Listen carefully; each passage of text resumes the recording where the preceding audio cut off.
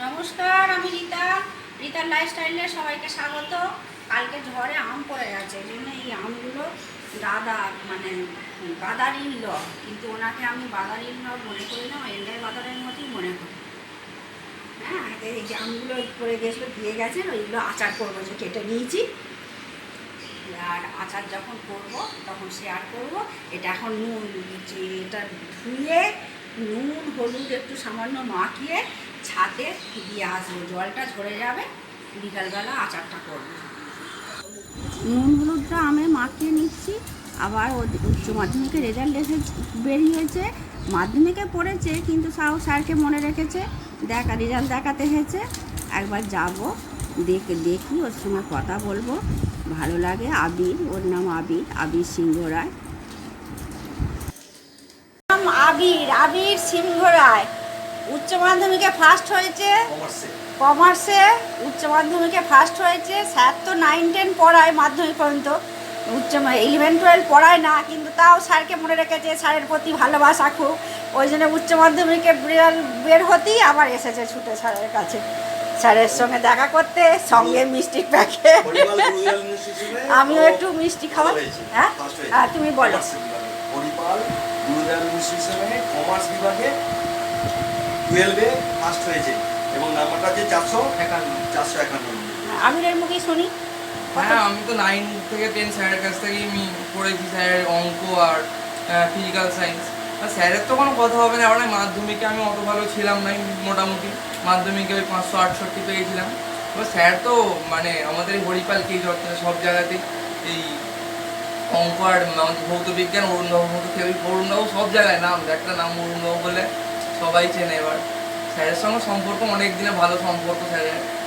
সেই উচ্চ মাধ্যমিকের রেজাল্টটাও বেরোলে স্যার খুঁজেই জানাতে এসছে। ঠিক আছে, খুব ভালো। ছাদে রোদে দিয়ে আসবো, আমার হাজব্যান্ডকেই বলি দিয়ে আসতে ছাদে, যেহেতু আমাকে ডাক্তারবাবু বারণ করেছে বেশি সিঁড়ি ওঠা নামা করতে। ছাদ থেকে নিয়ে চলে এসেছি, জল ঝরে গেছে। লঙ্কা তেল দিয়েছি, দিয়ে শুকনো লঙ্কা দিয়ে দিচ্ছি, একটু 5 ফোড়ন দেবো। এটা করছি আম গুড়, গ্রাম্য বাংলায় বলে আম গুড়, আমি বলছি আমের আচার, মিষ্টি আমের গুড় দিয়ে আচার, আর গ্রামের মানুষরা বলে আম গুড়। এবার এটা আমগুলো এই যে কালকে ছাদে দিয়েছিলাম, জল ধরে গেছে, দিয়ে দিলাম, দুধ দেবো।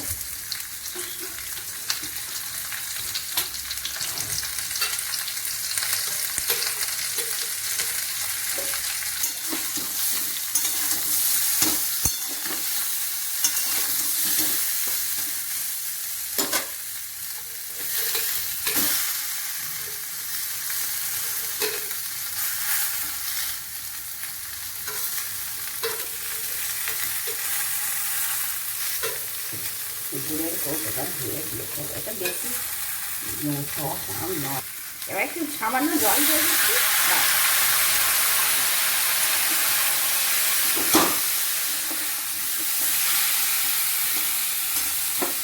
পরে আসছি আবার দেখাবো।